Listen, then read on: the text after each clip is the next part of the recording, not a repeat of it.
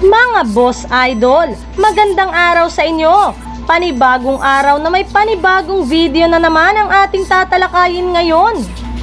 Tara na't pag-usapan natin ang lumabas na balitang trade ni Klay Thompson at ang balitang posibleng isang araw o isang game lamang nga daw po ang suspension ni Justin Brownlee ayon kay POC President Bumble Tolentino.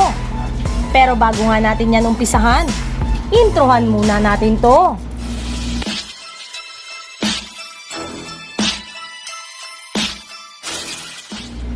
Halina't pag-usapan natin ang lumabas sa balitang trade ni Klay Thompson.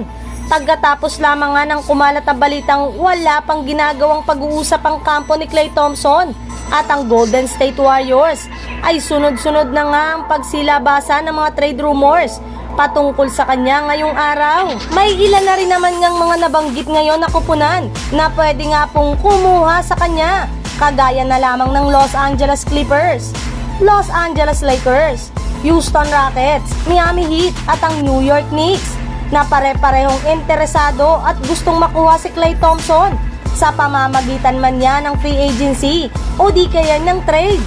Pero hindi rin naman nga basta-bastang bibitawan ng Warriors si Thompson, gayong susubukan pa rin naman nga nila itong bigyan ng contract extension kung sakasakali mang magkakaroon siya ng magandang performance ngayong season. Ayon nga sa general manager ng Warriors na si Mike Dunleavy, magdedepende rin naman nga daw po sila sa ipapakita nitong laro kung ititrade nila si Klay Thompson o hindi sa off-season.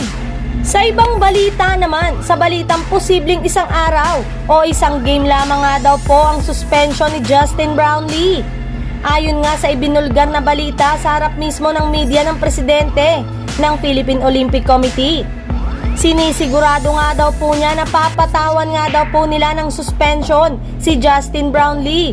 Sadyang hinihintay lamang nila ang desisyon ng ITA. Ayaw lamang nga daw po niyang i-interpret ngayon ang suspension nito, gayong pwede nga daw itong mawala ng isang araw, isang buwan o di kaya isang taon. Syempre, kung siya nga daw po ang tatanungin, ay mas mabuti nga daw po na maikli lamang ang ipapataw na suspension kay Brownlee upang sa ganun ay makapaglaro ito sa PBA. Yes, gusto pa rin nga nito maglaro si Brownlee sa PBA kahit anuman ang maging desisyon ng FIBA at ng ITA.